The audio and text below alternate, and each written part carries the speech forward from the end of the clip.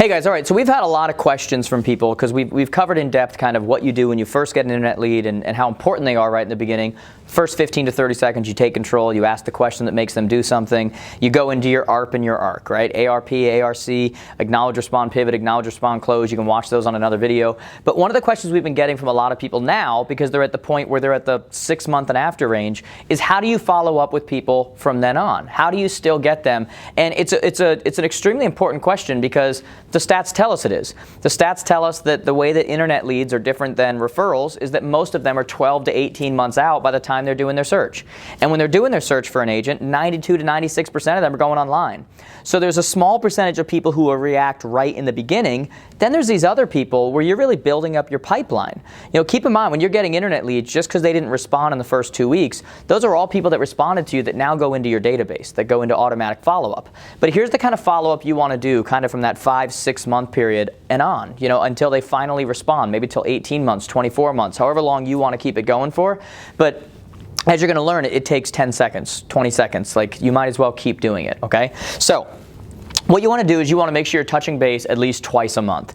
And those 2 times a month, the 2 different ways you're going to do it is, and this is aside from any thing you have going on with newsletters in your database, I'm talking about specifically to them. Hi, merge first name. Merge is just a code for first name. Okay, so hi, first name, whatever. So you're going to touch base twice a month, once by email, once by phone. So the question is, what do you say by email? What do you say by phone? Now, it's really going to depend whether this is a seller or this is a buyer. Okay, if this is a seller, you're going to want to touch base with this person, and whenever you're touching base with them, that 1 time a month, you want to really pull information from another property, because remember, they contacted you saying they wanted the value, so you want to look in their area, find a recent sale, find a recent listing, a different one all the time, even if you've got to go a little bit farther out, and you always want to dangle the carrot. And so you're going to send out, or you're going to call them and say, hey, I just got this new property just came up in your area, and this may have changed what your property's worth. I know you had asked about it. Do you still want to know what your property's worth and how this may have changed it?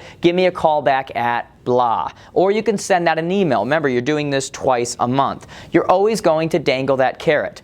Whether you do that by email or you do that over the phone, when you do the next contact that month, so let's assume that you did the phone at first. Now when you do the email, and you can decide which one you want to have do which thing, or if you want to switch them around to make it fun or whatever. So the first one's going to be, here's that property, you know, it came up, I want to let you know if this changed your value or not, give me a call back at blah, blah, blah. The next message that's going to go out to them that same month is going to say something like, hey, I know you reached out for whatever, I haven't heard, reached out for a value of your property, I haven't heard back from you. I know that necessarily doesn't mean that you're not going to be selling your house eventually. It just means that at this moment, this day right now, you're not. I'm still here and I'm you know, ready when you need me. Something like that. I'm ad-libbing this as I'm saying to you, but the spirit of it is where you want to go. I know that doesn't mean that you're not interested. It just means that this day right now you're not. I'm here when you need me. I'll continue to follow up. This is how you reach me.